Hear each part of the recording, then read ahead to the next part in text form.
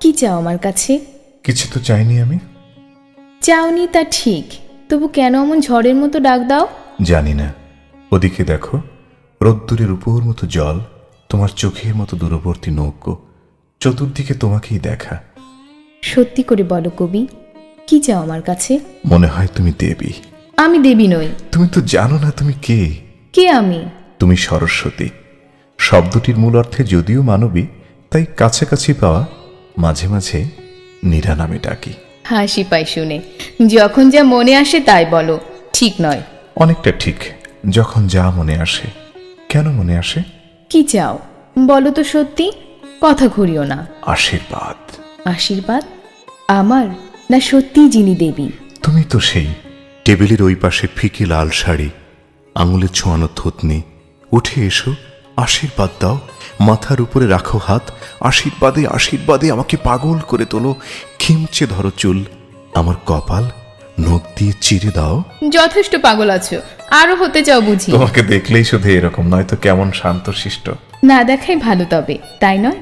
ভালো মন্দ জেনে শুনে যদি এ জীবন কাটাতুম, তবে সে জীবন ছিল শালিকের, দোয়েলের, বনবিড়ালের, কিংবা মহাত্মা গান্ধীর ইরিধানে ধানের পোকায় যে জীবন। যে জীবন মানুষের। আমি কি মানুষ নাকি? ছিলাম মানুষ বটে তোমাকে দেখার আগে। তুমি সোজাসুজি তাকাও চোখের দিকে, অনেকক্ষণ চেয়ে থাকো, পলক পড়ে না। কি দেখো অমন করে?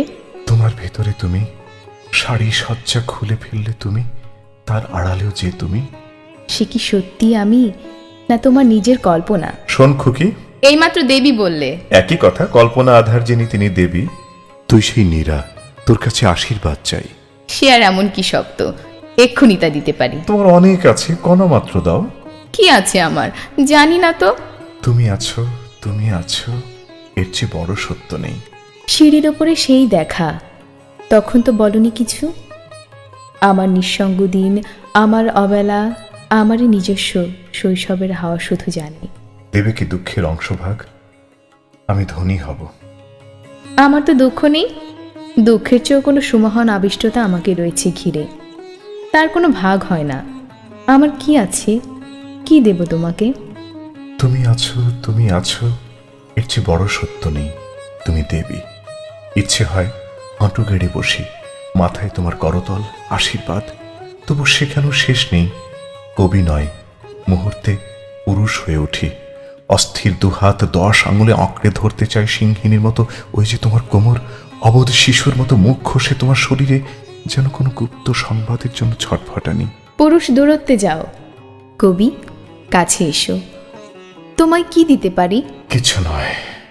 অভিমান? নাম দাও অভিমান। এটা কিন্তু বেশ, যদি অসুখের নাম দিয়ে নির্বাসন, না দেখার নাম দিয়ে অনস্তিত্ব, দূরত্বের নাম দিয়ে অভিমান। কতটুকু দূরত্ব কি মনে পড়ে? কি করে ভাবতে যে ভুলবো? তুমি এই যে বসে আছো, আঙুলে ছোঁয়ানো থুতনি, কপালে পড়েছি চূর্ণ চুল, পাড়ের নকশায় ঢাকা পা, ওষ্ঠাগ্রে আসন্ন হাসি। এই দৃশ্যে অমরত্ব। তুমি তো জানো না নীরা, আমার মৃত্যুর পরও এই ছবি থেকে যাবে। সময় কি থেমে থাকবে? কি চাও আমার কাছে? মৃত্যু। ছি, বলতে নেই। তবে স্নেহ, আমি বড় স্নেহের কাঙাল। পাওনি কি? বুঝতে পারি না ঠিক। বয়স্ক পুরুষ যদি স্নেহ চায়, শরীরও সে চায়। তার গালে গাল চেপে দিতে পারো মধুর উত্তাপ। ফের পাগলামি। দেখা দাও। আমিও তোমায় দেখতে চাই। না। কেন? বলো না, কখনো বলো না আর ওই কথা। আমি ভয় পাবো। এ শুধুই একদিকের। আমি কে? সামান্য অতি নগণ্য কেউ না, তবু এত স্পর্ধা করে তোমার রূপের কাছে। তুমি কবি? তাকে মনে থাকে? বারবার ভুলে যাই। অবুঝ পুরুষ হয়ে কৃপা প্রার্থী। কি চাও আমার কাছে? কিছু নয়। আমার দু চোখে যদি ধুলো পড়ে, আঁচলের ভাব দিয়ে মুছে দেবে।